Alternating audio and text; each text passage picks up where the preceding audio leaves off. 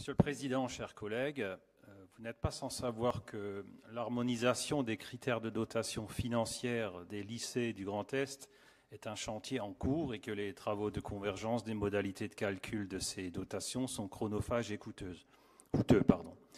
Probablement, à terme, un nouveau logiciel sera proposé aux 355 lycées de la région, contenant une nouvelle grille de calcul commune à tous les établissements.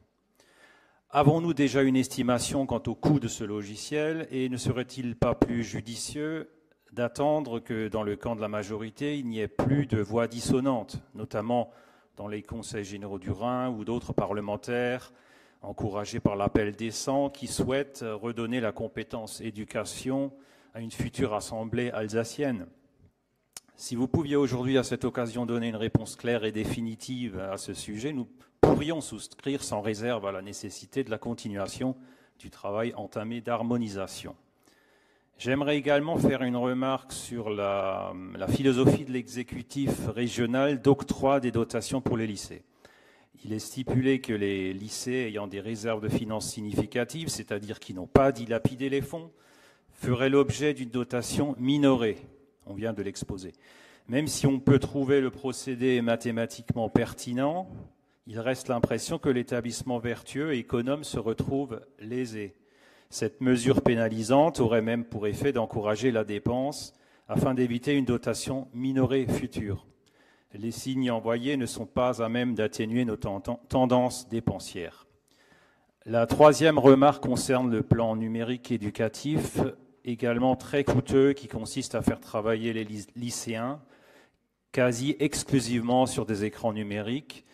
Une mesure prise à pas de charge, déjà sur une cinquantaine d'établissements, et qui rencontre un fort scepticisme. Tout d'abord, l'exposition massive et constante des écrans numériques à des écrans numériques pendant la vie scolaire, qui s'ajoute aux activités de loisirs, fait redouter à de nombreuses personnes des désagréments oculaires et cérébraux, surtout si, par mimétisme, les jeunes enfants adoptent les mêmes comportements que leurs aînés.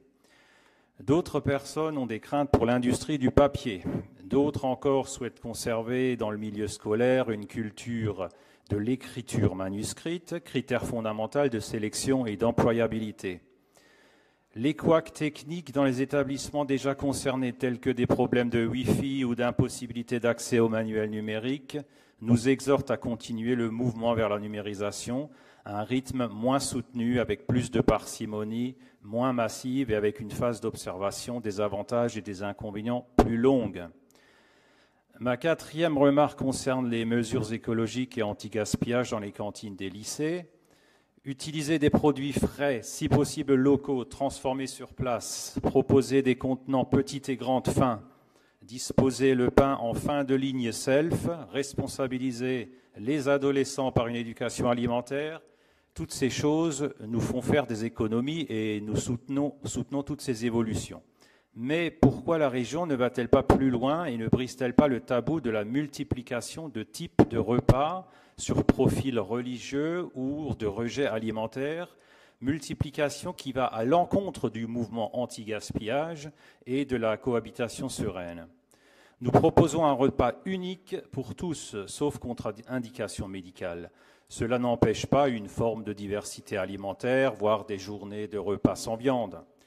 Nous devons aussi, dans ce domaine, encourager la consommation et la promotion plus fréquente de nos recettes ancestrales de nos régions traditionnelles. La mission de lutte contre la mondialisation culinaire commence dans l'assiette de nos adolescents. Dernier point, le budget spécifique quant aux aspects purement pédagogiques des dotations ne nous paraît pas assez détaillé. La région n'a du reste pas vocation à pourvoir les coûts pédagogiques qui doivent rester l'apanage des dépenses de l'État.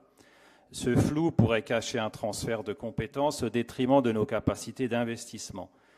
Par contre, nous sommes ouverts au financement d'aspects pédagogiques ayant une pertinence authentiquement régionale, par exemple la promotion de l'enseignement de la LRA ou d'autres cours d'allemand renforcés, domaines dans lesquels les demandes parentales sont souvent sans réponse. Bref, sur tous les points que je viens d'énumérer, notre souci va d'abord à l'amélioration des perspectives financières ainsi que la prise en compte d'aspirations profondes dans notre société.